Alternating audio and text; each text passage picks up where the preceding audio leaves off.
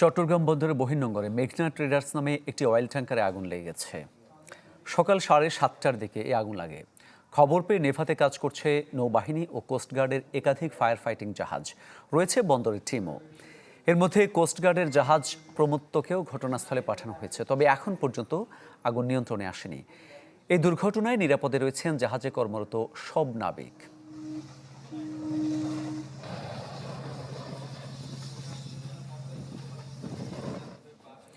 দর্শক, এ বিষয়ে সবশেষ খবর জানাতে চাই আপনাদের। যোগ দিচ্ছেন সহকর্মী ইভেন মীর। সরাসরি চলে যাচ্ছে তার কাছে। ইভেন মীর, কতটা নিয়ন্ত্রণে এসেছে আগুন?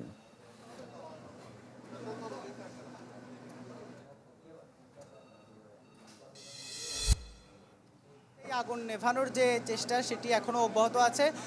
আমাদের কাছে থাকা সবশেষ তথ্য অনুযায়ী 22 জন ক্রু যাদেরকে নিরাপদে উদ্ধার করা হয়েছে। আমি একটু দেখানোর চেষ্টা করব, যদি আসলে সেই জাহাজে যেখানে এখনও যে ফায়ার ফাইটিং যে জাহাজ, সেই জাহাজ থেকে পানি ছেটানোর যে দৃশ্যটি সেটি যতটুকু সম্ভব আসলে দেখানোর চেষ্টা করছি।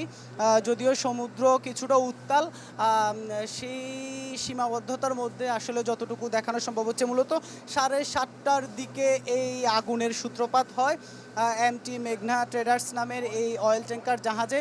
তারপর কোস্টগার্ডের দুটি জাহাজ এসে আগুন নেভানোর যে কাজ সেটি তারা করেন। এরপর হচ্ছে তাদের সে দুটি জাহাজের সাথে পরবর্তীতে আরও যে জাহাজ সেগুলো যোগ দেয় বাংলাদেশ নৌবাহিনীও, এবং তাদের এই যে কয়েক ঘন্টার চেষ্টায়ও সেই আগুন কিন্তু এখনও যে নিয়ন্ত্রণে আসার আর যে বিষয়টি সেটি আসলে এখনও দেখা যাচ্ছে না।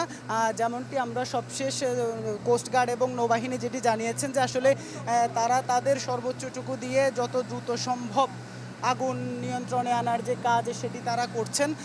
তবে যেহেতু একেবারেই চার্লি পয়েন্ট বলা হয় এই জায়গাটিকে, সমুদ্রের পতেঙ্গা সমুদ্র থেকে কয়েক নটিক্যাল মাইল দূরেই আমরা এখন মোটামুটি কাছাকাছি আছি জাহাজটির। তবে যেটি আসলে নৌবাহিনী এবং কোস্টগার্ড থেকে বলা হয়েছে যে তারা অন্তত যেন, যেহেতু অয়েল ট্যাঙ্কার আসলে কি পরিমাণ তেল ভিতরে রয়েছে সেটি আসলে আমরা এখনও নিশ্চিত হতে পারিনি। আর চট্টগ্রাম থেকে জানাচ্ছিলেন সহকর্মী ইভেন মীর।